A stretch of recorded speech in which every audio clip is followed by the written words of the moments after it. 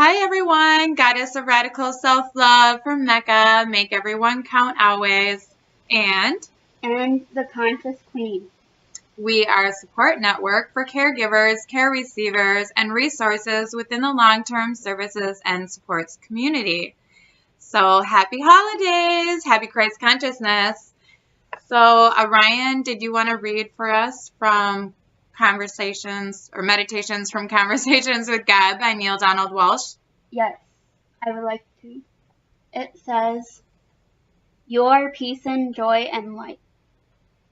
You are peace and joy and light. That sounds like Christ consciousness. Peace, joy, and light for everyone. So, did you also want to tell us our exciting news with Mecca? Yes, we have another blogger, and her name is Elizabeth Crandall. I believe that's how you pronounce her last name. Yes, and she will be in our Mecca grid under communications and self-transcendence. Yes, she is amazing. I'm so excited to have her with us. We've known her for quite a while, and she's definitely a tiger. She speaks her mind, and she's amazing. I just love her so much. So, yay. Welcome, Elizabeth, to the Mecca family.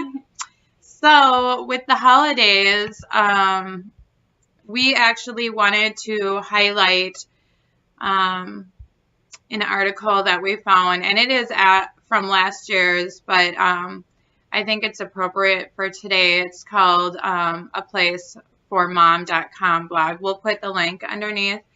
But I definitely think that we really need to pay more attention to the isolation for our disabled and senior population. And so we're going to go through some of the 20 facts about senior isolation that will stun you. And we have to keep in mind that it is not only seniors that are going through this. Even some of our closest friends, I think a lot of times, well, with some of our friends, when they're like kept alone for a while, and then when you get to interact with them, they look at you on a different, they're just very thankful.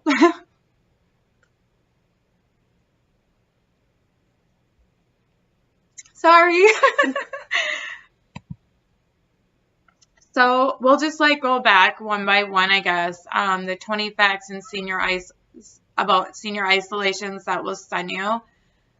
Statistics on senior living. So I'll read this quick, and then we can just go one by one over those, but we don't have to read the whole thing, okay? According to the U.S. Census Bureau, 11 million or 28% of people aged 65 and older lived alone at the time of the census. As people get older, their likelihood of living alone only increases. Additionally, more and more older adults do not have children, reports AARP, and that means fewer family members to provide company and care as those adults become seniors. Social contacts tend to decrease as we age for a variety of reasons, including retirement, the death of friends and family, or lack of mobility. Regardless of the causes of senior isolation, the consequences can be alarming and even harmful. Even perceived social isolation, the feeling that you are lonely, is a struggle for many older people and our disabled population. Fortunately, the past couple of decades have seen increasing research into the risk causes and prevention of loneliness in seniors. So do you want to start us off? Yes. Number 1 is senior isolation increases the risk of mortality. Then I'll read 2 and then we'll just go back and forth. Feelings of loneliness can negatively affect both physical and mental health. Number 3 is perceived loneliness contributes to cognitive decline and risk of dementia. Social isolation makes seniors more vulnerable to elder abuse. Number 5, LGBTQ seniors are much more likely to be socially isolated. Yes, this is a big one that I keep touching on lightly.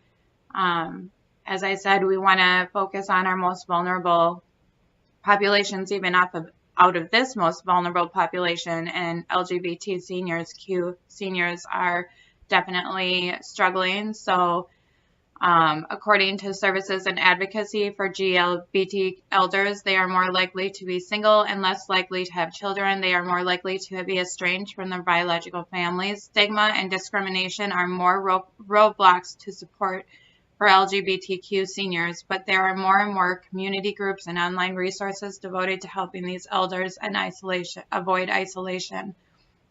Although most people don't even know what's happening, so it's good that we're addressing it here. Go ahead. Yeah. Oh, wait, this one's mine. Sorry. 6, social isolation in seniors is linked to long-term illness. Go ahead. Loneliness in seniors is a major risk factor for depression. Number 8, loneliness causes high blood pressure. Number 9, socially isolated seniors are more pessimistic about the future. 10, physical and geographic isolation often leads to social isolation. Number 11, isolated seniors are more likely to need long-term care. 12, loss of a spouse is a major risk factor for loneliness and isolation. 13, transportation challenges can lead to social isolation. 14, caregivers of elderly are also at risk for social isolation. 15, loneliness can be contagious. 16, lonely people are more likely to engage in unhealthy behavior. 17, volunteering can reduce social isolation and loneliness in seniors. 18, feeling isolated, take a class. 19, technology can help senior isolation, but not always. 20, physical activity reduces senior isolation. So with that, we will leave the link for the available information. But we were planning on this year, Mecca was on, it was kind of a late notice, so it was more like brainstorming for what we're going to do next year, because there's no way we could have pulled it off in 2 weeks. But we'll definitely be making plans so that Mecca can go and visit as many senior living and disabled population areas, because we know quite a few that have entire apartment buildings that our friends are at. So we just want to go around for the holidays and give a little caring message from Mecca, so everyone knows that we're here and they don't have to be alone, that they can come on to our Mecca website and always have a family. I know I'm ridiculous. I cry all the time. I can't help it. All right. So should we do A Course in Miracles now? Yes. Okay. So I know this Course in Miracles today was a little I didn't like it. But what I see is a form of vengeance. I'm going to just read it quick, though. Today's idea accurately describes the way anyone who holds attack thoughts in his mind must see the world. Having projected his anger onto the world, he sees vengeance about to strike at him. His own attack is thus perceived as self-defense. This becomes an increasingly vicious cycle until he is willing to change how he sees. Otherwise, thoughts of attack and counterattack will preoccupy him and people his entire world. What peace of mind is possible to him then? It is from this savage fantasy that you want to escape. It is not joyous news to hear that it is not real. It is not a happy discovery to find that you can escape. You made what you would destroy, everything that you hate and you would attack and kill. All that you fear does not exist. Look at the world about you at least 5 times today for at least a minute each time. As your eyes move slowly from one object to another, from one body to another, say to yourself, I see only the perishable. I see nothing that will last. What I see is not real. What I see is a form of vengeance. At the end of each practice period, ask yourself, is this the world I really want to see? The answer is surely obvious. Well, I definitely have witnessed the world changing. I mean, quite drastically. My own world, I guess. My own ocean world, my own magical world, because really it is all about what we want to see and what we're projecting and what we're grateful for. So the discernment, you know. Mhm. So, do you want to help on the caregiver cheer, the healer cheer? Sure. So, I'll start us off. Caregivers, thank you so much for allowing those you care for to be included in your heart during this holiday season. Yes, thank you. Thank you so much for making those you care for part of your family during this holiday season and each and every day. Yes, You're like, thank you. Just say thank you. thank you. Yeah. Thank you so much for bringing the cheer and the goodwill and the Christ consciousness along with you as you give care for others. Yes, thank you.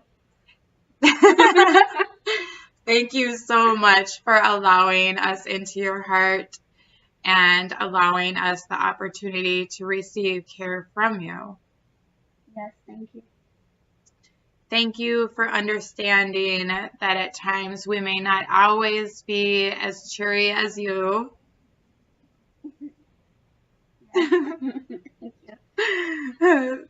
Thank you for understanding that this is not out of the doing of yourself. You are only who we project our anger at times when we haven't felt that we've gotten all that we needed from the universe. Yes, thank you. Thank you for being our sounding board for the good and the bad and the triumphs and the challenges. Yes, thank you. Thank you for going out of your way to always make us feel included. Yes, thank you. Thank you for understanding and having compassion for that which we do not know. Thank you for being reliable and trustworthy and motivated to do the right thing in our care, for our care, and for the care of yourself. Yes, thank you. Thank you for making every day feel like a holiday. Yes, thank you. We love you so much. We wish you and your families a beautiful holiday season and beg you to go and spend some time with your relatives that are seniors, your relatives that have challenges or disabilities, and children, especially foster children. If there's any way that you can extend some help or assistance to families that do offer foster support, this would be a really nice time to do that for them. So we love you all so much from the Goddess of Radical Self-Love and The Conscious Queen. Happy Holidays!